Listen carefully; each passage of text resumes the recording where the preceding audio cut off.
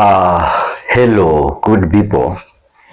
Welcome to my YouTube channel. This is DMtv Kenya, the home of real talk and fearless political analysis.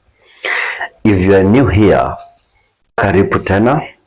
Don't forget to subscribe, like, and drop a comment. To my loyal subscribers, thank you for walking this journey with me, and please take a moment to go back and watch one or two of my recent videos. Like them, share, and leave a comment. I want to tell you that that support means a lot to me, and I don't take it for granted. I'm this far because of you, ladies and gentlemen, and I want to tell you that for the last 1 week, our channel is doing very well, and that alone motivates me doing research and creating the content for you. Now, without wasting much time, ladies and gentlemen, let's get into the hot story of the day. Today, I want to analyze the secret meeting between the top UDA leaders and Dr. Fred Matiang'i. Yes, I've said Fred Matiang'i. Don't quote me wrongly, because this is Fred Matiang'i and the UDA top leaders secret meeting in a closed room, and nobody knew this.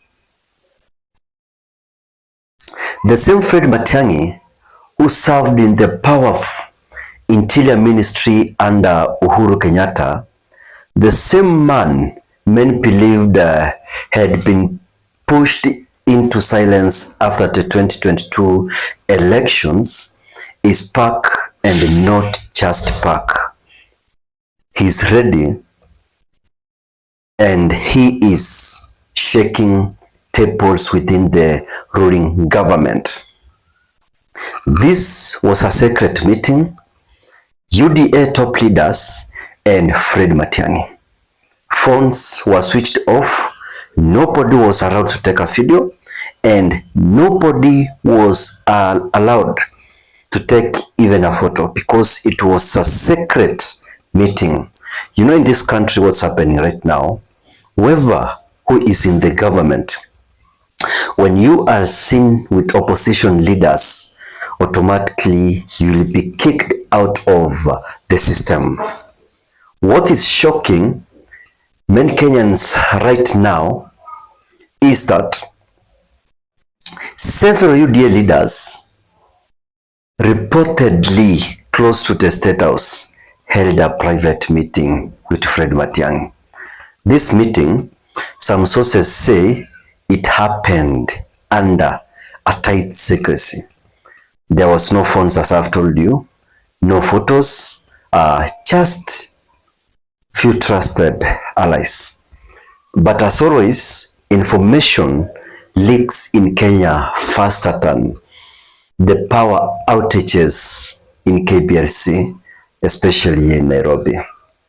So, the big question in this analysis is, why would UDA top leaders meet Fred Matiang'i in a secret room? Why would UDA leaders meet a man they once fought politically? Those are the questions we need to ask ourselves in this analysis. As I always say, this is where we ask tough questions and provide answers. Don't leave, stay here, and you'll get the answers. Now, I want us to break down this analysis and see what does it mean politically. Number one, this move may show panic within Ruto's camp. Matiang'i is seen as a clean, no-nonsense leader in this country. and his time in government earned him respect, especially with the youth and civil servants. Remember, Fred Matiang'i had a classy job in the United States of America, was working with World Bank. He has resigned because of the call from the young people, Chenzi. During the first demonstrations in this country last year, June, the Chenzi stood up and said that they'll come up with their leader.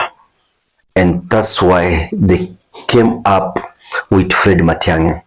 Now Fred Matiang'i has resigned, is in the country. The first meeting yesterday he did with the Chenzi, and the same day at night in a closed room, he did a meeting with top leaders from UDA.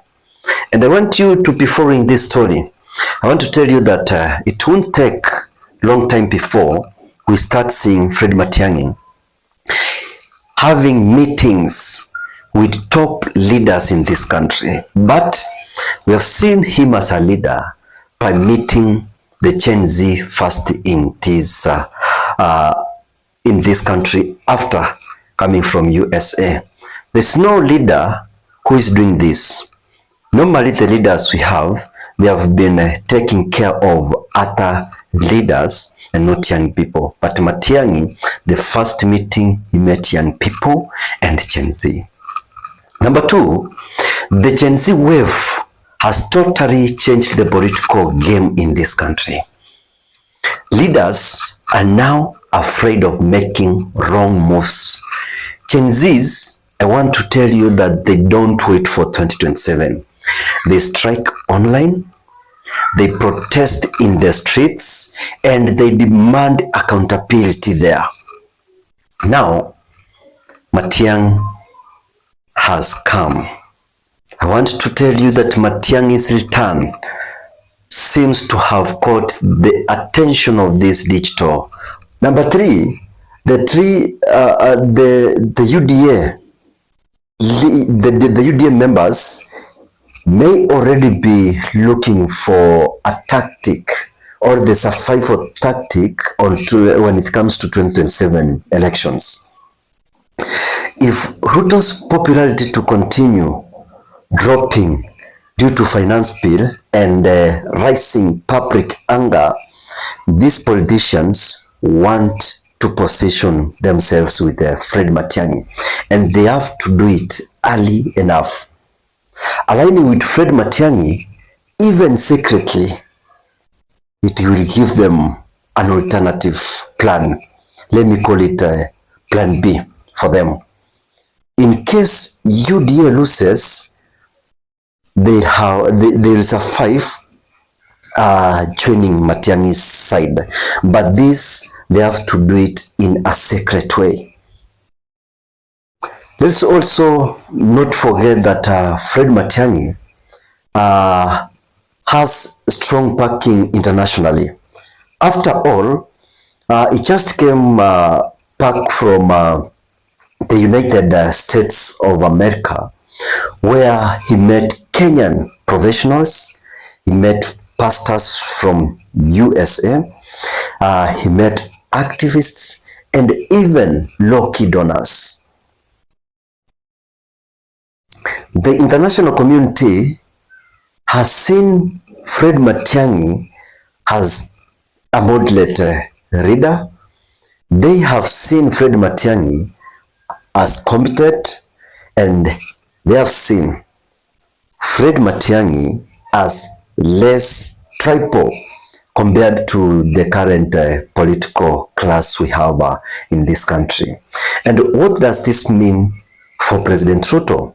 We have to look at this scenario in two sides, the side for Fred Matiang'i and the side for William Ruto. Now, when we look at this in the side of William Ruto, well, the fact that his own people are meeting Matiang'i behind his back, I want to say that this must make him worry. It shows that there are some cracks in the UDA wall. It's like when your own friends start looking for new friends, something is wrong with you. And before they move all of them, you have to change the tactics. But this is politics. The politics in this country has taken a different shift. It has a new wave of young people, whereby the Chenzi, if they say, let's go this direction, that's the direction they go, all of them. And if they say this Matiangi or another leader, they'll pack Matiangi. And now that Matiangi is packed, don't be surprised if a new political movements will start forming in this country. Gen Zs are watching, civil society is regrouping, and opposition leaders Kalonzo, Martha Karua, Rigathi, Eugene Wamalwa are already moving. Matiangi could be the missing link they have been waiting for, and politics has started now. Every day we'll be seeing breaking news until 2027. In short, this meeting shows the political ground is shifting again.